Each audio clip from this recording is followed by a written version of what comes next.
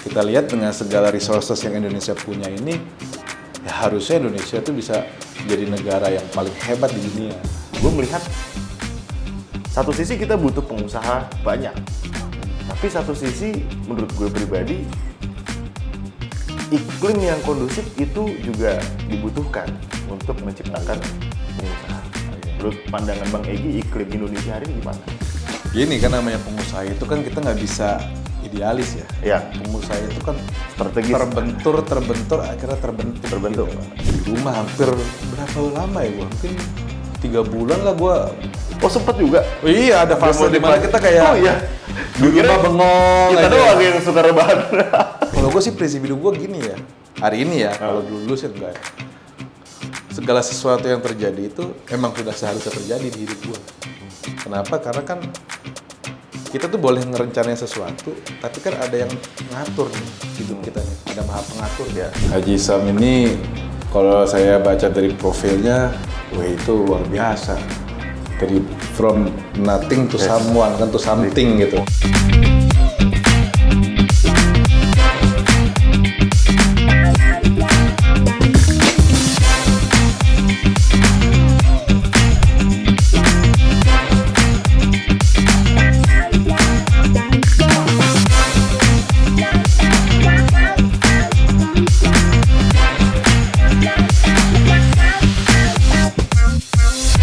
Generasi muda saat ini adalah aset dan sumber daya terbesar bagi Indonesia.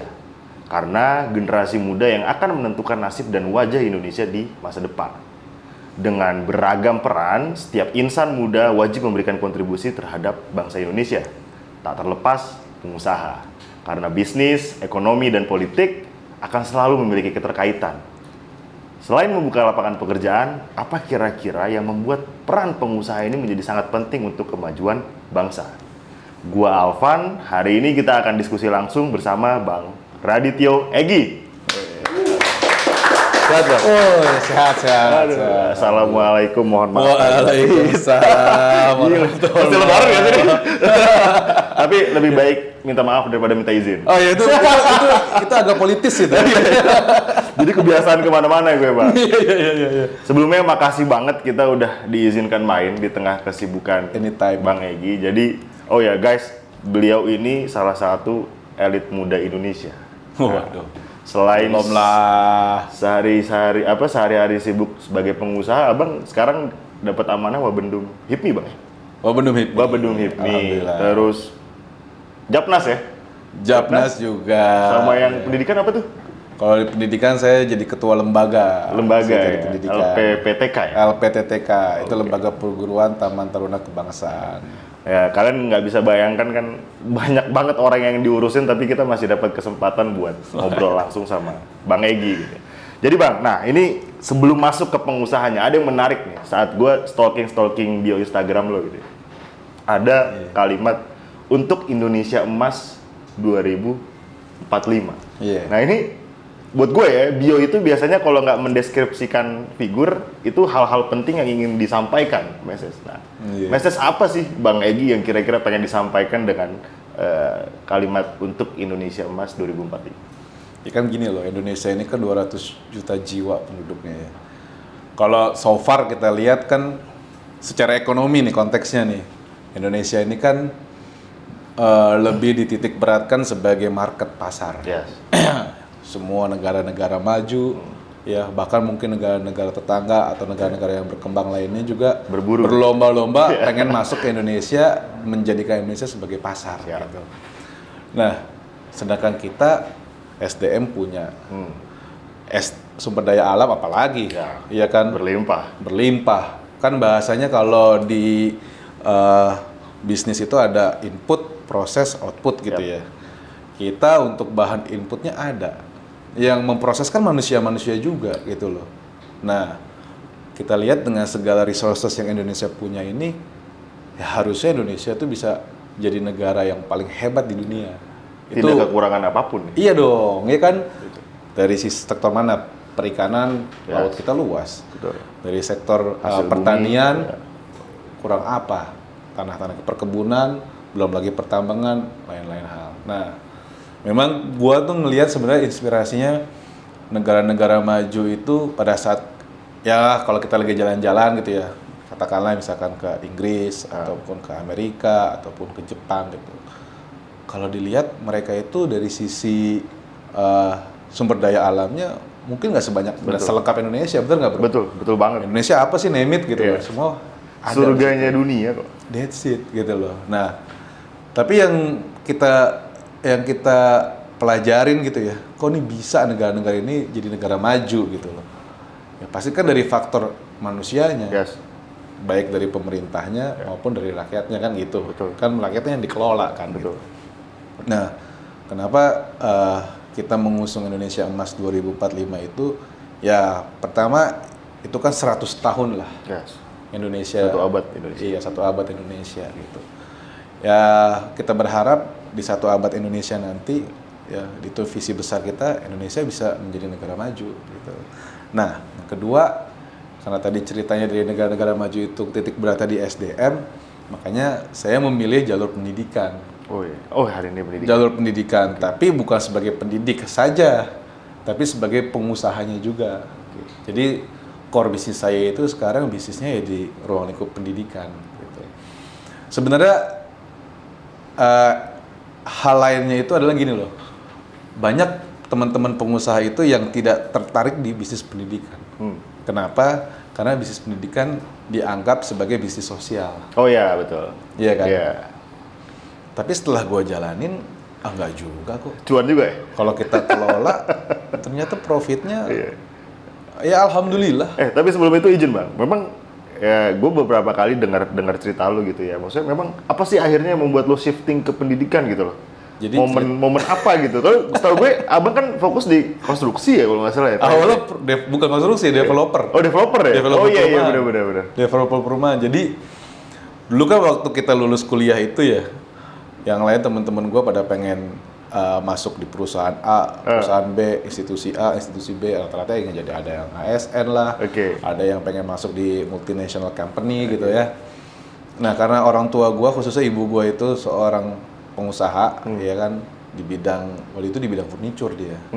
Nah gue tuh dari kecil tuh sering dibawa-bawa sama ibu gue, gitu kan, ke tempat-tempat dia punya project lah, tempat-tempat kliennya. Nah dari situ nggak tahu mungkin mindset gue akhirnya terbentuk, wah seru nih jadi pengusaha. Kenapa? Karena kita yang memanage segalanya, waktu, terus SDM, terus kemudian finansialnya juga, ini semua kita yang ngatur lah. Artinya kita jadi orang yang merdeka di situ. Nah akhirnya di 2011 gue lulus kuliah, gue udah mematapkan diri, gue lulus kuliah, gue jadi pengusaha. Nah cuman pada saat gue lulus tuh kan gue bingung, gue mau jadi usaha apa ya? Gitu loh. Nah gue ini kan bukan berangkat dari keluarga yang kaya raya, enggak. Gue ini berangkat dari keluarga yang cukup lah. Nah hanya saja 3 tahun gue dari mulai lebih lah, usaha orang tua gitu jatuh bangun.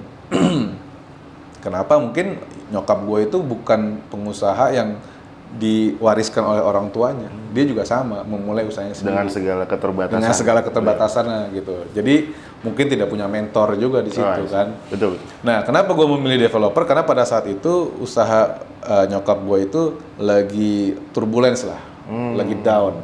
Terus beliau itu memulai coba untuk bikin perumahan klaster-klaster kecil gitu. Nah waktu itu gue karena waktu itu habis down bisnisnya, karyawannya bubar, karena untuk menghemat akhirnya gue lah jadi diperbantukan. Bukan general manager, kalau general manager kan gajinya udah gede tuh. Ini social general manager gitu. Ada sosialnya. Bayar pakai pahala. Jadi gue nganterin nyokap gue tuh ke bank, nganterin nyokap gue ketemu ngurusin perizinan gitu. Tapi waktu itu sebagai drivernya jangan nganterin. Terus satu ketika nggak tahu apa-apa tuh ya? Enggak, bener-bener nggak tahu. Pokoknya nganter ibu ke sini nganterin nyokap ke situ ke sini gitu. Akhirnya satu ketika gue lagi ketemu di bank apa gue lupa gitu ya. Terus gue mikir, gue kalau kayak gini terus apa yang gue dapet gitu loh. Akhirnya hafal jalan, beranikan diri gue. Berarti pas nyokap gue ketemu klien, ketemu orang bank misalkan gitu ya, gue di sampingnya dia tuh, sehingga gue ngedengerin nih apa sih yang dibahas, apa sih yang diobrolin. Nah karena pada saat gue intensnya sama nyokap ngurusin project pertamanya dia itu, di bidang perumahan. Akhirnya kan yang di depan mata, oh bisnis perumahan satu. Yang kedua, bisnis perumahan ini cuannya oke nih, gede gitu kan, karena nilai proyeknya gede. Nah yang ketiga, kalau misalkan ditanya orang, bisnis lo apa? Developer tuh kayaknya keren gitu loh. Gengsi banget lah ya. Iya dong, iya kan bener nggak? Iyalah. Bisnis apa lo? Sultan lah pokoknya. Agak begitu lah. Akhirnya ya udahlah, gue memutuskan. Kita beli rumah satu aja pusing gitu. Jadi kita bikin rumah, jualan rumah. Jadi jualan rumah gitu. Nah singkat cerita, 2011 gue lulus kuliah, membantu nyokap sampai kurang lebih setahun. Itu gue bener-bener bro, jadi apa ya? Kalau dulu kan mulai project itu belum ada kantornya. Iya. Kalau kita istilahnya namanya pos monyet, bro. Pos monyet itu ya bedeng-bedengan pakai seng. Oh iya. Disitulah kita apa namanya Ngumpul, bekerja. iya. Karena kantornya juga nggak ada kita waktu itu kan. Nah akhirnya kita di situ ya gua ngurusin material datang logistik segala macam gua catetin. Ada LSM datang ya gua hadepin, ngawasin kepala tukang ya gua ngeliatin. Sampai kalau ada orang nanya-nanya rumah, gue kasih brosur gitu. Jadi semuanya beneran itu segitu. Ya udahlah. Tapi akhirnya 2012 ceritanya itu gue ketemu sama salah satu temen gue yang next jadi partner bisnis gue tuh di perumahan. Nah, dulu waktu gue bantu nyokap itu, kita kan namanya bisnis itu kan nggak selamanya lancar. Betul, ya. naik turun. Terutama terkait dengan cash flow gitu. Betul. Nah, pas di kondisi itu, dia ini yang satu-satunya ngebantu gua. Jadi gua utang budi nih sama temen gua ini. Nah singkat cerita, ya makanya itu dunia itu nggak tahu roda itu berputar. Betul. Kadang kita di atas, kadang di bawah. Nah setahun setelah itu, ini berbalik nih. Dia yang lagi ada masalah dengan bisnisnya, gue yang lagi memulai bisnis baru. Nah waktu itu masih zamannya BBM tuh, gue ingat banget. Lihat dari statusnya dia, lo kenapa? Iya kan, BBM tuh, gue masih pakai yang ada bolanya di tengah. Iya benar. Nah udah, akhirnya gue kontak kenapa ya, kira-kira cerita lah A sampai Z. Gue ajak main lah ke project yang lagi gue kerjain sama nyokap ini kan. Terus singkat cerita, ya udah oke. Mau nggak lah kita nyoba-nyoba? Gimana caranya? Gue aja lagi susah gini project gue gitu. Nah karena gue sering ketemu bank, sering ngobrol sama orang bank, terus akhirnya ada orang bank kontak. Terbangun. Iya, dan gue akhirnya belajarlah trik-trik bagaimana kita dapetin kredit gitu. Nah akhirnya gue siasatin bro. Ya udah, lu punya utang di bank A gitu. Utang lo kita appraisal ulang, ambil kredit di bank B gitu. Ternyata pada saat di appraisal ulang asetnya dia udah naik. Sehingga plafon kredit di bank B bisa lebih. Akhirnya masalah di bank A ditutup nih. Kita dapat selisih kan. Nah, selisihnya ini kita pakai untuk buka modal lagi. Modal buka perumahan. Nah, kebetulan waktu itu ada temennya yang temen gue ini, dia punya kenalan lahannya mau dijual. Kita ketemuin, kita nego. Wah, itu panjang banget negosiasinya. Pokoknya ingat gua itu pokoknya harga tanahnya pada saat itu 4,5. Kita start dari modal zero, cuman berbasis hutang. Jadi kalau di neraca tuh modalnya nol, cuman modal hutang aja dari bank. Dari bank itu cair, kalau nggak salah ingat gua tuh 1,5 apa. Itu kita pecah-pecah tuh 500 buat DP tanahnya dicicil. 500 juta untuk perizinan, 500 juta buat operasional. Nah, terus gimana untuk melanjutin tanah yang kita ada cicil, orangnya kita agunin buat dapat kredit konstruksi namanya waktu itu. Dapatlah cair 2,5 miliar, dari situlah kita putar gitu. Nah, pokoknya singkat cerita adalah itu berjalan, cuma karena yang namanya kita masih muda itu kan optimisme itu lebih tinggi dibandingkan realita, realistis. Gitu. Optimis aja yang penting gitu. Akhirnya sporadis, ya kita konsumtif juga. Makanya kalau menurut gua agak kaget juga jadi sultan gitu. Kaget banget. Bayangin aja, gue baru itu umur berapa ya? 24 lah. Kalau orang mau mulai bisnis perumahan itu pasti dia mulai dari 1 atau 2 kafling unit. Gue langsung 60 kafling, bos. Sakit sih. Gila, proyeknya hampir over dari 20 M lah, lebih 20 M lebih lah. Main kita kalau waktu itu kita evaluasi. Kita start dari 60. Tapi yang kita yang kita dapetin kan pengakuan. Bisnis apa lo? Bisnis perumahan. Orang mikirnya kan cuma 1-2. Emang ada berapa unit? 60? Ih banyak banget gitu loh. Wah keren gitu kan. Baik tuh. Padahal stresnya luar biasa gitu. Nah akhirnya berjalan lah, karena satu itu ya, karena kurang pengalaman, minim pengalaman. minim skill juga, dan satu lagi gue juga waktu itu nggak punya mentor. Nah akhirnya dibilang lancar, ya gue syukurin lah, itu proses belajar gue di situ kan, luar biasa. Nah kurang lebih hampir, ya kita difokus di perumahan tuh kurang lebih mungkin 5 tahun lah. 5 tahun ya? Ya, masuk tahun ke-6, kondisi ekonomi pada saat itu juga lagi kurang bagus tuh. Jadi kalau di properti itu ada jamnya. Maksudnya jamnya nih properti lagi bagus. Ada trennya ya? Trennya, karena tergantung makroekonomi. Asik. Kalau makroekonominya lagi bagus, biasanya Properti naik. berpengaruh tuh terhadap Properti? penjualan. Konsumtivitas orang beli rumah itu juga meningkat. Tapi kalau makroekonominya lagi kurang bagus, ini biasa ngikut. Nah pada saat itu 2016-17 tuh Jamal lagi kurang bagus makroekonominya. Kalau nggak salah itu lagi masuk tahun krisis deh. Seingat gua gitu. Gue lagi kurang oke lah. Ya singkat cerita turbulen lah tuh bisnis. Propertinya. Iya, modal gua ya nggak muter, penjualannya mandek, operasional jalan terus, tagihan jalan terus. Ya udahlah pokoknya stuck lah gitu loh. Kayak udah nggak ada jalan lagi, semua stuck. Terus gue singkat cerita ingat banget tuh. Di rumah hampir berapa lama ya gua? Mungkin 3 bulan lah gua.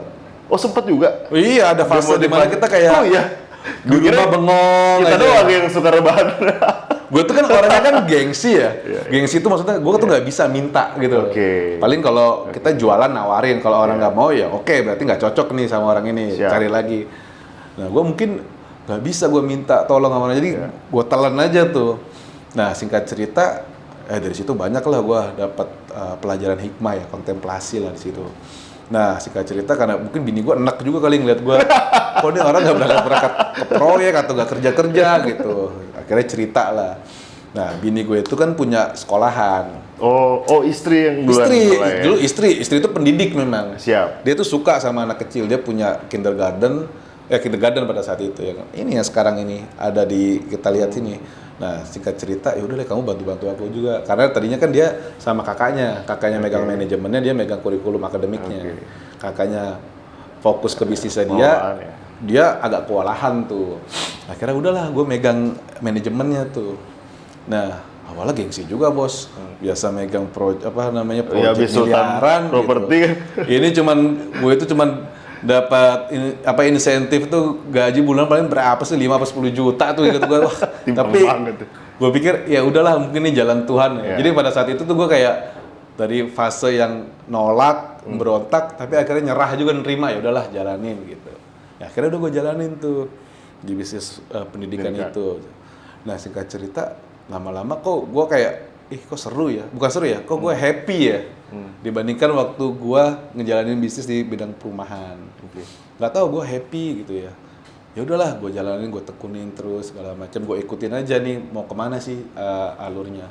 Ya sampai alhamdulillah akhirnya kita itu juga berkembang, ada satu sekolah juga yang kita kelola di Lampung, sekolah boarding school. Sama awal juga itu istri gua tuh. Cuman dia ya namanya pendidik bukan orang manajemen, pusing tuh dia. Beda. Perspektifnya beda. Beda banget sama, perspektifnya. Apalagi kalau kita mau masuk industri kan. Itu beda banget, kompleks banget.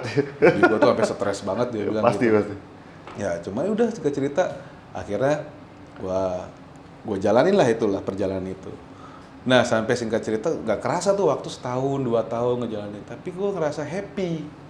Nah, gue bingung tuh pada saat itu kok kenapa gue happy gitu. Padahal yang gue dapat mungkin nggak sebesar yang bisnis sebelumnya kan. Tapi punya kepuasan yang ada sesuatu yang nggak bisa kita nilai dengan materi gitu loh. Nah, tapi kan karena kita mungkin happy setiap hari, kita juga ngerasa wah semangat masuk kantor. Kalau kita happy tuh gue jadi ngerasa makin sering bersyukur gitu loh. Ya secara nggak sadar ya, saya sering ngucap alhamdulillah atau apapun gitu loh. Pokoknya enjoy aja, seneng lah. Terus kemudian ya gue juga seneng kayak motivasi misalkan anak-anak SMA, adik-adik gitu ngobrol gitu kan. Terus kita ngasih wawasan, ngasih inspirasi, ngasih motivasi, itu gue seneng.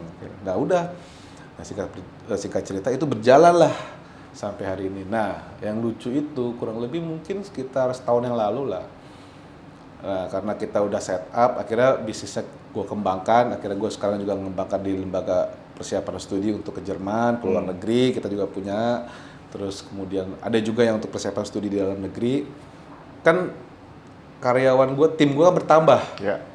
tumbuh Nah, terus. karena bertambah, tumbuh, kita ini kan butuh menempatkan orang tuh sesuai dengan Kapasitas. kapasitas. Pokoknya menempatkan orang di tempat yang tepat lah Oke. gitu. Put the right person on the right place, kan ada istilah Siap. gitu kan.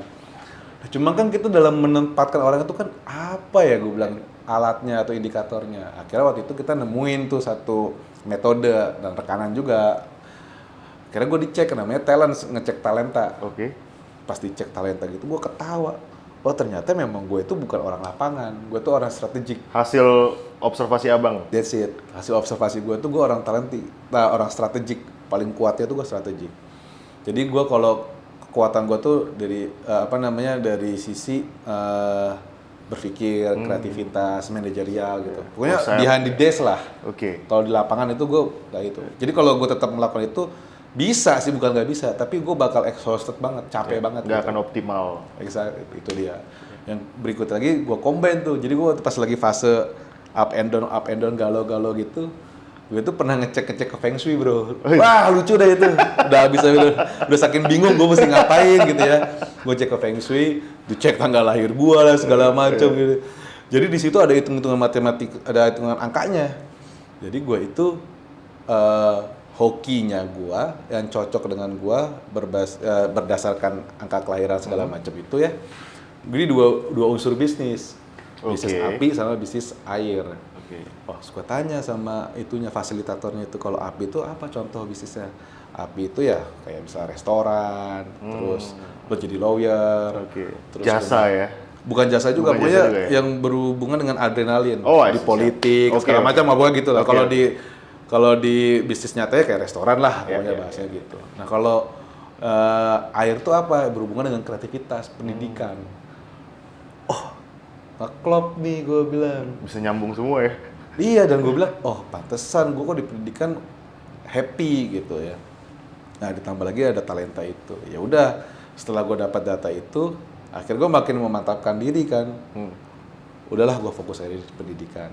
Nah singkat cerita, dulu tuh kan gue tuh ngurusin yang sekolah itu yang di Lampung itu, gue juga kan gimana sih bro, orang dari pengusaha, nggak ada background sama sekali. Gue hampir mungkin kayak sama 3 bulan juga gue bengong nih, gue ngapain ngurusin ini, apa yang mau gue mulai dari mana, gue bingung gitu. Nah akhirnya gue belajar lah kayak Taruna Nusantara waktu itu. Karena itu di Lampung ya? Sekolah kebangsaan sama kebangsaan itu di Lampung. Oke. Karena kan ini dibangunnya itu kan memang terinspirasi dari SMA Taruna Nusantara. Nusantara. Oh iya, Taruna Nusantara. Oke. Akhirnya gue belajar lah ke SMA Taruna Nusantara di Magelang gitu. Akhirnya ketemu lah sama pengurus lembaganya di situ. Udah akhirnya ngobrol segala macam. Akhirnya gue banyak dapat insight dari situ, bro. Ya, cara ngelolanya, kenapa harus gini, dan sampai akhirnya yang pengurus SMA Taruna Nusantara itu akhirnya alhamdulillah bergabung sama gue sekarang. Nah, disinilah gue akhirnya sering bertukar pikiran lah, karena kan gue juga kadang suka galau juga kan, ini gue bener nggak sih sebagai pendidik gitu loh, karena gue kayaknya gue bukan apa ya, orang yang punya latar belakang pendidikan. Bisnis gue S1 gue aja teknik, S2 gue MBA gitu kan nggak sinkron kan gitu. Ya akhirnya ya kita sering diskusi, brainstorming, sampai akhirnya kita bawa narasi besar itu. Jadi setelah ada narasi besar bahwa kita ingin punya kontribusi ya untuk mewujudkan Indonesia Emas 2045, khususnya melalui pendidikan. Itu. Akhirnya kita turunkan lah menjadi ide gagasan itu menjadi sebuah misi-misi kecil lah ya, sehingga kita lakukan, kita wujudkan satu persatu gitu. Untuk menunjang industri pendidikan yang ada di Indonesia ya. Iya. Tapi memang akhirnya ya gue jadi paham sekali kenapa itu sampai abang tulis di bio gitu bahwa ini hari tuh, ini 2045. Oh gila, sampai bikin baju kan. 2045 tuh. Karena maksudnya dari hati yang paling dalam ya, sedikit gue mungkin ngeliat, oh lu enjoy di pendidikan, melihat orang tumbuh, ya memang akhirnya SDM ini menjadi sangat penting untuk 2045 ini. Iya. Karena 1 abad ini menentukan nasib bangsa juga bang, 100 tahun ini kan. Sebenarnya gue ngambil 3 gagasan dari SDGs. Dari kan SDGs itu kan ada 18 ya kalau seingat saya tuh, ada 18 gagasan SDGs kan. Jadi lembaga gue dan tim gue itu mengambil 3 ide pokok yang kita jalankan sekarang. Pertama adalah quality education. Kedua adalah decent work and employment, economic growth, decent work dan economic growth. Jadi lapangan pekerjaan dan pertumbuhan ekonomi. Yang terakhir adalah partnership for the goals. Akhirnya bahasa simpelnya kolaborasi. Jadi 3 pilar ini yang memang sekarang kita yang menjadi landasan gerak atau pilar utama tim gua sekarang. Kita fokus di bidang pendidikan, tapi tidak hanya mendidik, gimana pendidikan ini bisa membuka lapangan pekerjaan dan bahkan mungkin bisa merangsang pertumbuhan ekonomi. Jadi contoh lah, akhirnya kan kalau kita bikin sekolah itu investasinya gede.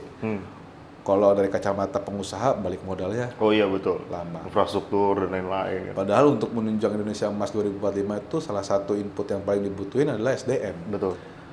Kalau kita nggak banyak sekolah, SDM yang dihasilkan semakin sedikit dong. Betul. Bener nggak, yang berkualitas. Nah akhirnya setelah melalui proses yang panjang lah, brainstorming lah sama tim gue lah, diskusi segala macam. Itulah kenapa kita membuat sekolah miniatur sekolah sih bahasanya. Ya, jadi lembaga kayak ada yang bimbel, ada yang lembaga persiapan studi gitu loh. Tapi lembaga persiapan studi gue itu berbeda dengan bimbel-bimbel yang lain gitu. Ya ada lah, tapi itu kan rahasia dapur lah. Ya, ada lah kita formatnya. Ya, tidak terperangkap pada gedung yang besar, Enggak. Output kita bagaimana menghasilkan lulusan, target kita itu menghasilkan 5.000 lulusan per tahun. Ya kalau kita pakai sekolah konvensional, satu angkatan paling 200-300. Iya, betul. Butuh berapa luas? Yang kedua kalau kita mau ngejar angka sebesar itu, butuh berapa triliun modal untuk membangun fasilitas itu. Terus yang ketiga, butuh waktu berapa lama untuk mencapai itu. Keburu mati gue juga kan. Akhirnya kita mengengineering lah. Kita mencari format sehingga tujuan kita bisa tercapai. Tujuan kita yang penting kita itu bisa melahirkan SDM yang memang dibutuhkan untuk mewujudkan Indonesia Emas. Yang kedua, karena kita punya semangat kolaborasi, gimana caranya? Kan gue ini dari HIPMI, bos. HIPMI ini kan teman-teman pengusaha. Gue tuh lagi, sebenarnya ini CR juga. Gimana teman-teman pengusaha tuh, lo mau buka usaha pendidikan gitu. Ya kan kalau usaha itu kan di samping paling utama cuannya gimana? Iya nggak? Orientasinya udah ke sana pasti. Iya. Ya gue jelasin aja nih cuan gue begini. Dibandingkan mohon maaf misalkan lo jadi kontraktor aja. Ya kan kontraktor ada resikonya begini. Mungkin ujungnya sama tuh. Nilai profitnya. Sama error-errornya. Iya kan. Belum lagi ya kan mungkin kan nggak semua pengusaha yang misalnya di bidang konstruksi besar, ada konstruksi kecil kan gitu. Nah, gue jelasin kayak gini. Ya alhamdulillah sih dari sekian iya, ada yang tertarik dan ada yang berminat. Kalau gue bilang 10 orang mungkin lebih sekarang. Cuman memang saat ini gue belum memutuskan untuk memperbanyak. Kemarin itu gue belum memutuskan. Tapi ini kita lagi tahapan mengkaji sama teman-teman untuk kita perbanyak lah. Buka cabang lah bahasanya gitu. Bang, gue kalau ngeliat cerita lo tadi, memang bagaimana lo enjoy dalam industri pendidikan hari ini dan memang konkret banget lah peran yang abang kerjakan dalam industri ini. Nah, tapi secara lebih luas di industri-industri yang lain gitu ya. Hari ini kan Indonesia itu kalau nggak salah itu jumlah pengusahanya baru 3,5%, Bang. Iya. Kurang lebih ya? Kurang lebih. Dan sedangkan memang gue baca-baca memang kita butuh sekitar 5-7% untuk mewujudkan Indonesia maju. Nah, kenapa sepenting itu, Bang? Kenapa sepenting itu keberadaan pengusaha yang cuma 5 atau 7% ini bisa membuat Indonesia lebih maju? Kan gini bos, kan kita di awal tadi kan kita cerita ya, kenapa negara-negara maju itu bisa jadi negara maju. Oke. Ya negara maju itu kan mungkin dari sisi makroekonominya ekspornya harus lebih banyak dibandingkan impor, bener kan? Betul. Enggak, dia bisa dikatakan negara produktif, ya kan? Devisa akan semakin banyak masuk tuh. Kalau kita hanya fokus di konsumtif, ya pasti neracanya minus terus. Iya. Gitu. Nah, untuk produksi ini kan kita butuh orang yang produksi. Siapa lagi yang memproduksi kalau bukan pengusaha? Itu konteks ininya ya, globalnya. Secara perekonomian Indonesia. Ya, itu semakin turunannya. Sekarang contoh lah, misalkan gua aja yang usahanya masih kecil gini, punya karyawan itu udah hampir mungkin 30. Usahanya saya kecil gini. Belum yang di sekolah boarding gua ada hampir 100. Iya kan? Kebayang nggak? Berarti kan di sini kan jadi apa ya, gantungan hidup orang. Iya, kan? betul. Iya kan? Betul. Artinya kalau semakin banyak pengusaha itu dilahirkan, berarti kan lapangan pekerjaan semakin banyak. Gitu loh. Pengangguran semakin berkurang gitu. Udah pasti kalau pengangguran berkurang, ekonomi lapangan pekerjaan semakin banyak, orang banyak dapat penghasilan, pasti belanjanya juga makin banyak gitu loh. Sehingga itu kan bisa tadi menaikkan tadi Gini rasio lah, apalah bahasa-bahasa di ekonomi gitu loh. Nah kan negara maju itu kan dia punya indikatornya. Lo bisa dikategorikan negara maju itu kalau sudah memenuhi kriteria A, kriteria B, kriteria C gitu. Ya artinya paling relevan itu kalau pengusahanya banyak, ya dia bisa mendongkrak tadi negara kita yang tadinya negara mungkin sekarang berkembang bisa jadi negara maju gitu ya. Emang itulah pengusaha. Dan memang kan ya value setiap perusahaan itu pasti tujuannya juga membina dan membangun karyawan ya kan, bukan hanya kerja bayar kan. Iya. Tapi kan apalagi abang spesialisasi di pendidikan. Iya. Nah tapi memang apa ya hari ini menjadi kedilemaan gue bang, khususnya ya kita beda beberapa rating lah gitu ya. Iya. Di generasi gue lahiran 90-an. Allah, cuma beda 2 tahun. Udah tua-tua amat kali kita. Ya intinya mungkin di era di era kita nih bang, hari ini gue melihat satu sisi kita butuh pengusaha banyak, tapi satu sisi menurut gue pribadi iklim yang kondusif itu juga dibutuhkan untuk menciptakan pengusaha. Menurut pandangan Bang Egy, iklim Indonesia hari ini gimana? Gini kan namanya pengusaha itu kan kita nggak bisa idealis ya. Pengusaha itu kan strategis. Terbentur, akhirnya terbentuk. Gitu loh. Kita nggak bisa mengharapkan iklim ekonomi itu stabil gitu loh. Ya pertama, kalau kita ngelihat iklim ekonomi di Indonesia saat ini, menurut gua ini iklim yang era terbuka gitu. Orang punya kesempatan semuanya kan dengan era teknologi ini kan gitu. Dengan era informasi ini orang bisa berlomba-lomba. Kan sekarang coba lihat banyak kan artis-artis dadakan. Oh ya, betul. Lu jadi artis dapat penghasilan. Kan artisnya nggak bisa hidup sendiri, pasti dia harus punya manajer, harusnya punya makeup artis kan. Ini kan multiplier efeknya banyak. Betul. Gitu. Kan pengusaha itu kan gini ya, ada yang namanya self employee, ada yang namanya mungkin business owner, gitu, ya nggak? Tapi kan contoh misalkan dengan munculnya fenomena artis-artis dadakan ini, mereka itu kan bisa jadi brand ambassador, atau mungkin mereka bisa bikin produk sendiri. Akhirnya mereka jadi pengusaha juga kan. Jadi menurut gua momentum saat ini tuh sangat mendukung iklimnya untuk menjadi pengusaha. Terus yang berikutnya ya kalau kita lihat ya contoh lah banyak lah organisasi-organisasi gitu. Kenapa gue bilang organisasi-organisasi pengusaha itu penting? Karena disinilah tempat kita bisa belajar dari orang yang punya pengalaman. Bahasa simpel lo nyari mentor gratis lah. Kan namanya mentor kan nggak harus yang setiap waktu ada samping nempel lo tuh enggak. Tapi kan lo bisa belajar. Dan kita yang kejar kan? Kita yang kejar. Intinya gini, lo masuk organisasi misalkan ketemu figur A yang tadinya mungkin lo belum di organisasi, gimana ya cara gua nge-approach dia? Tapi begitu lo di organisasi yang sama, contohnya ya di HIPMI gua misalkan mau ketemu Bang Sandi, ya kan gampang, gua sama HIPMI. Gak ada gap tuh. Gak ada gap kan, ya kan bisa. Kalau gua belum kenal bisa minta kontak pengurus-pengurus HIPMI, akhirnya gua bisa ketemu, bisa ngobrol gitu. Nah balik lagi ke era informasi, kita juga bisa dapat mentor-mentor online, bisa belajar. Jadi menurut gua nggak ada alasan sih dengan iklim yang sekarang ini kalau kita tidak jadi pengusaha. Terus sekarang akses permodalan banyak banget gitu loh. Ya kalau bilang permodalan sekarang contoh kayak pinjol gitu ya. Itu kan yang salah mengelolanya sebenarnya, bukan pinjolnya. Betul, sepakat. Mengelolanya kan gitu loh. Nah, supaya dia tidak salah mengelola, maka butuh kemauan untuk belajar. Nah kan akses belajar sekarang udah banyak, bisa dari online. Gua aja bos, gue tuh orang teknik. Di MBA itu kan, kalau MBA itu kan hanya general insight aja dipelajarin kan, nggak detail. Tapi hari ini gue bisa baca laporan keuangan, gue bisa nyusun laporan keuangan, gue bisa belajar belajar akuntansi, gue bisa mengerti akuntansi gitu. Finance lah tiba-tiba jadi. Iya. Bahkan mungkin gue sama tim gue aja, kalau dia ada yang salah, gue bisa paham, lo salah nginput nih pasti. Karena COA lo nggak sesuai nih, gitu kan? Bisa ada gitu. Dari mana gue belajar? Dari online. Gue belajar dari Google, udah nggak ada batas. Semua terakses banget memang. Jadi menurut gue udah nggak ada alasan lagi gitu. Nah tapi memang jadi pengusaha itu kan bukan hanya dari sisi skillnya itu, hard skillnya. Yang paling penting itu kan adalah orang mau tapi siap belum tentu. Ya kesiapan itu faktornya mental sebenarnya.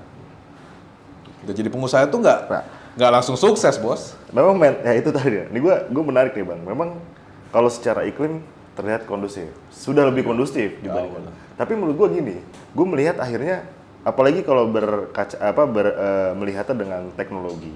Nah, Mungkin teknologi ini kan membuat kita untuk mengakses segala sesuatunya jadi lebih mudah. Tapi kemudahan ini juga mungkin secara tidak langsung mempengaruhi mental kawan-kawan kita juga, dalam tanda kutip izin bang. Kehilangan daya tarung saat hancur dikit mentok pulang. Saat kena tipu dikit bubar. Atau mungkin dia kurang bertarung akses permodalan, nggak jadi usaha. Nah itu fenomena ini gimana menurut Bang Egy? Ada nggak yang harus kita siapkan terkait mentalitas ini sebelum? Apakah memang learning by doing? Apakah memang bisa kita siapkan sebelum kita terjun ke dunia usaha menurut Bang? pengalaman gue itu ya. Kalau pengalaman gue itu pada saat kalau gue bukan karena gue bisa dari awal mulai mental gue udah kuat, enggak sih. Sempet juga gue mengalami fase itu. Nggak ada yang langsung kuat ya? Cuma masalahnya gini, kepepet, gak ada pilihan. Gue udah kecebur jadi pengusaha, kan nggak lucu aja. Orang yang awalnya jadi profesional pengen jadi pengusaha, gue jadi pengusaha jadi profesional gitu. Jadi apa ya bahasanya itu ya? Ada faktor yang nggak bisa bikin gue itu keluar dari zona pengusaha. Ini pengalaman gue ya. Ya dulu gue pernah lah ada yang nasehatin gue, udahlah Gi, mendingan kamu jadi profesional dulu di perusahaan besar, kamu belajar. Tapi di fase gue udah jadi pengusaha selama 4 tahun, 5 tahun. Kan kayaknya dilema agak banget aneh ya. Iya betul. Terus yang kedua, kalau gue jadi profesional, kan waktu gue nggak jadi orang merdeka lagi dong. Gue mungkin nggak bisa semudah itu aktif di organisasi. Gue nggak semudah itu bisa ketemu si A, si B, si C di jam kerja, kan nggak mungkin. Betul. Karena gue ada tuntutan kan, waktu kerja gitu loh. Padahal orang itu yang tadinya terkungkung dari ini, dia mau jadi orang bebas gitu. Nah pada saat, ya gini, orang ngomong A, ngomong B, tapi kan yang tahu diri kita ya kita sendiri gitu. Ya bolehlah ngasih masukan, kita tampung, kita pertimbangkan, tapi keputusan ada di tangan kita kan. Kalau istilahnya tuh siapa yang baca bukunya lupa, you are the captain of your soul gitu. Ya kita kan kaptennya gitu, ya udah. Nah, jadi kalau masalah mental tadi gimana? Itu tuh ada terbentuk karena terbentur tadi. Dan pada saat kita nggak punya pilihan, ya udah. Dan benturan itu baik buat kita ya? Kalau iya dong. Kalau buat gue ya, kan gini aja lah simpel. Ini asbak bos. Asbak ini nggak akan jadi begini. Kalau ini kan nggak ditempa, nggak disasah, nggak dipoles-poles, nggak ditekan-tekan. Kayak bikin tanah liat lah. Tanah liat tuh kalau cuma diputer-puter aja jadinya gitu aja. Tapi kan ditekan, dibentuk segala macam. Akhirnya jadi bentuk yang artistik kan, enak dilihat, ada jadi fungsinya. karya seni yang bisa dinikmati ya. Sama hidup juga gitu pak. Kita juga kalau nggak pernah terbentur ya nggak akan terbentuk gitu. Nah kalau gue bilang masalah mental, ya nggak ada rumusnya sih. Nggak ada ya? Ya paling kalau gue sih bukan motivasi soalnya. bukan motivator ya maksudnya. Tapi memang ya akhirnya memang yang membuat Bang Egy jadi hari ini ya jatuh bangunnya Bang Egy tadi kan. Ya tadi lu mention ngadepin ormas. Nggak ada tuh kuliahnya. Nggak ada kan? Ngadepin preman. Strategi menghadapi ormas di lapangan kan nggak ada. Jadi benar tuh dulu kata almarhum Bob Sadino, kunci jadi pengusaha itu bukan ilmu kelas yang dipakai, ilmu jalanan. Ilmu jalanan. Iya. Betul. Kita ketemu banyak orang. Ya sama aja lah kayak misalkan di politik kan juga begitu. Kalau teori kelas mah bagus aja, di lapangan belum tentu realitanya. Tapi memang ya akhirnya gue tangkap juga, ya gue usaha juga lah bang kecil-kecilan. Memang akhirnya yang membedakan perjuangan gue nggak sekeras Bang Egy, gue punya mentor. Nah mungkin salah satu untuk mempersiapkan lebih ini kita cari mentor kan ya? Iya, itu paling ya kita belajar dari kesalahan orang lah. Dan kita juga ya gini, kadang-kadang kan mentor itu dia udah pernah bangkrut, kita mungkin belum. Dan nggak perlu harus bangkrut dulu kan? Udah mungkin dia bangkrutnya udah sering, kita masih sedikit gitu loh. Berarti kan pengalaman dia berharga sekali. Lebih banyak kan dibandingkan kita. Nah. Ya itulah yang kita perlu memang mentor. Gue dulu tuh salah satu yang nggak ada mentor kan? Nggak ada mentor. Yang bikin usaha gue nggak berkembang, usaha gue nggak ya cenderung malah down gitu ya. Ya karena nggak ada mentor. Ngerasa Superman. Tapi yang akhirnya mentalnya teruji sampai hari ini. Ya itu makanya dari segala sesuatu itu pasti ada hikmahnya gitu loh. Karena kalau mungkin boleh jadi juga kalau kita ada mentor dikit-dikit nanya gitu. Artinya salah jadi, lagi ya. Artinya kita jadi nggak percaya diri juga kan gitu. Betul. Ya ada plus minusnya lah. Pokoknya bertarung aja ya. Kalau gue sih prinsip hidup gue gini ya. Hari ini ya, kalau dulu sih enggak. Segala sesuatu yang terjadi itu emang sudah seharusnya terjadi di hidup gue. Kenapa? Karena kan kita tuh boleh ngerencanain sesuatu, tapi kan ada yang ngatur nih hidup kita nih. Ada maha pengaturnya. Yang menggerakkan. Iya, Tuhan ini kan mengatur. Sampai daun jatuh aja kan itu diatur gitu. Kayak misalkan kita sampai ketemu hari ini kan ada yang ngatur gitu loh. Bukan tiba-tiba aja kita bisa ketemu gitu loh. Jadi kalau misalkan katakanlah gue pernah ngalamin fase gitu, ya emang itu harus terjadi. Di kitab atau di buku perjalanan si Egy ini emang Egy harus begini dulu, nanti abis itu begini. Kita ini kan udah ada yang ngendaliin ya, udah kita tinggal lakukan aja, ngadepin hari ini kayak gini, ya udah nikmatin, syukurin, lakukan yang terbaik gitu. Kalau gue prinsipnya gitu aja. Hadapi, ngalir aja ya. Enggak, kalau ngalir doang, entar kayak kuning itu. Oh ya, enggak gitu, maksudnya ngalir, tapi kita apa ya? Jangan kehilangan arah. Nah itu. Nah ini menarik nih tentang arah nih. Kan memang prinsipnya gue juga sama gitu. Kadang kayak kita mulai mau usaha bingung usaha apa. Terus akhirnya Bang Egy karena yang terdekat saat itu ibu, akhirnya yang menjadi benchmarknya ibu, akhirnya masuk ke situ kan. Nah tapi sebelum gue nanti nanya benchmark atau inspirasi Bang Egy gitu ya dalam hal wirausaha selain ibu tadi ya. Ada beberapa orang yang pengen gue tanya nih responnya ke Bang Egy gitu ya. Ini terbilang legend lah, legend dan nggak mudah juga. Mereka ini pengusaha yang memulai dari nol dan hari ini bisa disegani oleh orang banyak. 2. Gimana respon abang saat mendengar nama Haji Isam dan Bahlil Lahadalia? Haji Isam ini kalau saya baca dari profilnya, wah itu luar biasa. Dari from nothing to someone kan to something gitu. OJ gitu ya. Iya, dulu kuli panggul ceritanya kan di pelabuhan gitu kan, supir truk gitu kan. Betul. Sekarang jadi orang kuat lah, orang besar. Itu kan kalau buat saya itu jadi inspirasi gitu loh. Tapi inspirasi juga nggak cukup. Saya seneng tuh mempelajari, adalah mungkin video-video shortnya gitu ya. Terus akhirnya sampai mungkin ada orang circle saya yang kenal sama beliau, cerita perjalanan hidupnya itu, kenapa sih bisa ini? Akhirnya saya dapat ilmu. Yang kedua Bang Bahlil, wah itu luar biasa lagi. Beliau dari aktivis kan, lihat juga itu dari kan ketum saya kan gitu. Apalagi perjalanan hidupnya. Dari Indonesia mulai Timur. waktu di Munas HIPMI gimana? Bayangin bos. Sampai sekarang jadi menteri Pak. Lawannya waktu di Munas kayak apa kan? Siapa? Ngomong berat semua. Iya. Tapi dengan perjuangan luar biasa, saya nggak bisa ngomong sih itu menurut saya inspirator ya, inspirasi saya dan ya itu motivasi buat saya sih. Beliau aja yang seperti itu bisa gitu, masa kita nggak bisa sih gitu. Ya tapi kan nggak semua orang mungkin ya perjalanannya sama gitu. Beliau mungkin melalui aktivis, perjuangan yang keras. Kalau Pak Haji Isam mungkin melalui tadi keras di lapangan gitu ya. Ya kita mungkin keras juga tapi mungkin di arena dengan versinya kita. Jadi ya kita nggak perlu jadi orang lain, jadilah versi kita sendiri gitu loh. Oke. Kalau menurut gua ya gitu. Tapi terlepas 2 nama itu yang kira-kira menginspirasi Bang Egy sendiri ada nggak? Dua-duanya sih menginspirasi gua ya. Dua-dua. Karena kalau Bang Bahlil satu sama-sama itu kan senior gua itu paling depan mata dan kita beberapa kali ngobrol interaksi gitu ya, akhirnya kita bisa dapat ilmu langsung. Kalau Pak Haji Isam ini kan dengernya gaungnya gede aja tapi kita belum sedekat itu, udah tidak terlalu dalam itu gitu. Tapi kalau dari 2 sosok ini punya apa ya, buat saya ada ilmunya masing-masing lah yang bisa saya serap. Jadi ya saya respect dan terinspirasi dengan dua figur ini. Dan memang akhirnya kenapa saya sebut nama 2 legenda itu, memang itu juga menjadi tamparan buat kita sih, buat saya lah khususnya.